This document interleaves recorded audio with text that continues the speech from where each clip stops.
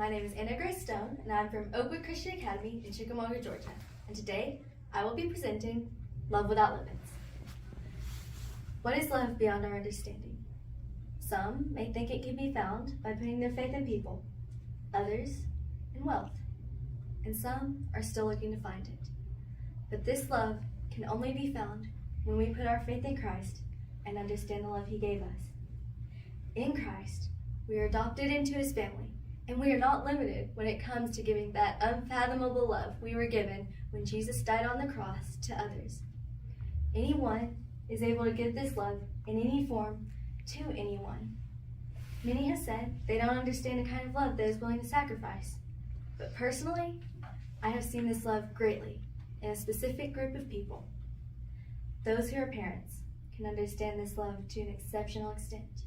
The love of a parent for the child is unrivaled by any other, but this love is not simply limited to a parent's biological children. Imagine for a moment that you grew up alone. Not just the feeling, but the physical reality of aloneness. In a place, an orphanage, where you're not truly loved. Simply seen as a job by your caretakers. You grow up neglected, feeling like you don't have a place. You're never taught how to truly live, so you scrape by with what you've got. Now, imagine for a moment something came to change the trajectory of this inevitable end. What if one day in that orphanage, you're told the one thing you thought would never be heard by your ears? That there's a family waiting for you. Not just waiting, wanting you. And thus begins your happy end. For some of you, this situation of aloneness may hit very close to home. And for others, it couldn't be further from the truth. But even though you can't do anything to change your own past, you can do something to change someone's future. An orphan is a child without parents or guardians. Adoption is the process that changes this. When thinking of how adoption is possible, many of you may now be thinking of all the limitations that prohibit you from doing so. But let me encourage you, you are not alone. Even if the world seems like it is caving in, God is still there, and He can work everything out as it needs to be. Let me also bring to your attention that adoption is not the only way to help. There are volunteer opportunities just waiting for you to ask, or you can also help someone else understand what adoption can mean in their life and in the child's. Many see the obstacles to adopt as too much to handle, such as in South Korea, the adoption process is fairly long, taking an average of 3 years. Today, we live in a society where everything is so fast-paced, we don't even stop to think of what good some patience and endurance can bring. If someone adopts from South Korea, they change that child's title from non-person to someone who belongs. In Ukraine, many of the orphans grow up in unstable situations. The country's independence was gained a short while ago in 1991, and the economy suffered greatly from it. Because of this, many of the industries used to care for orphans haven't developed, and poverty still runs rampant. The recent war against Russia certainly doesn't help matters. In the orphanages, many of the children are forced to share a room, only taking showers once a week if they are lucky. Education is lacking, so they are far behind others in knowledge. They are then forced to leave the orphanages at the age of 16. And within 2 years, 80% of them end up in a life of drugs, crime, and other unspeakable horrors. Around 1/4 of American adults say they have considered adoption, but only 2% have actually gone through with it. The number of this 2% reaches about 42,000, a staggering low compared to the 150 million worldwide without homes. Many people will say there's always someone else out there to get the job done, but if everyone is living in this mindset, then who is fulfilling the job? The reason I inform you of all of this is to broaden your knowledge. Adoption in America is a wonderful thing.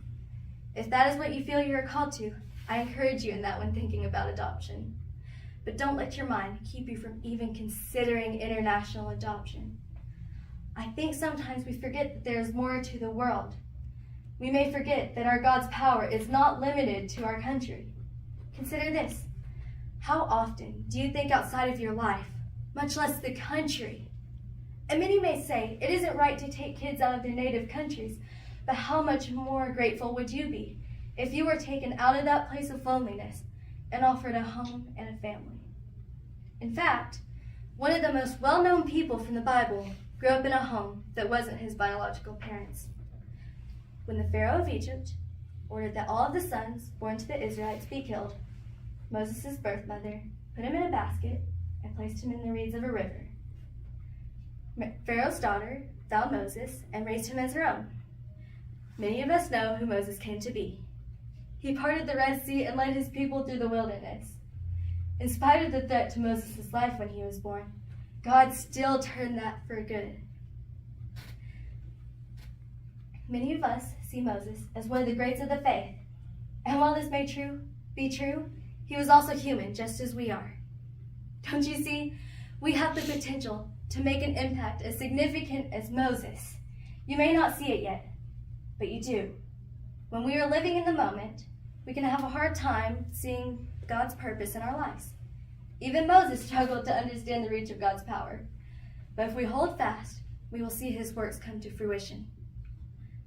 Another example of God's grace is a story I know by heart, my own. I, like many others in China, was left by my birth parents in a box to fend for myself. And on the other side of my little world were the two people who had come to love me with that unconditional love we were talking about before. In spite of their troubles, they prayed. And God did what he does. He provided for my parents to travel to the other side of the world simply because they wanted to love me. And now I, an international adoptee, stand here today as a fellow believer. This is all due to the unforgettable decision that the Lord led my parents to make. They brought me to the place I call home. It is where I found Jesus, and now Jesus is a part of my life because my parents brought me into theirs. For those of us who are Christians, we are called to take care of the orphans, as noted in James 1:27. Earlier in this passage, it is written that we are to be doers of the word and not hearers only. What example are we to those who need Jesus' love if the thought of helping isn't even there? Psalm 68:5 calls God a father of the fatherless. We, as his children, are supposed to follow his example, not because we have to, but because we want to. We were made for more than to leave those in need without help. So if we truly desire God and his ways, then why shouldn't we want a home for those without one? Ultimately, adoption is a big decision that demands equal prayer. Even if the thought of adoption isn't in the realm of your thinking right now, stay in prayer for those children. I may not know everything, but one thing I do know is that if there's anything that can help them, it's the power of the one who offers to adopt us into his family.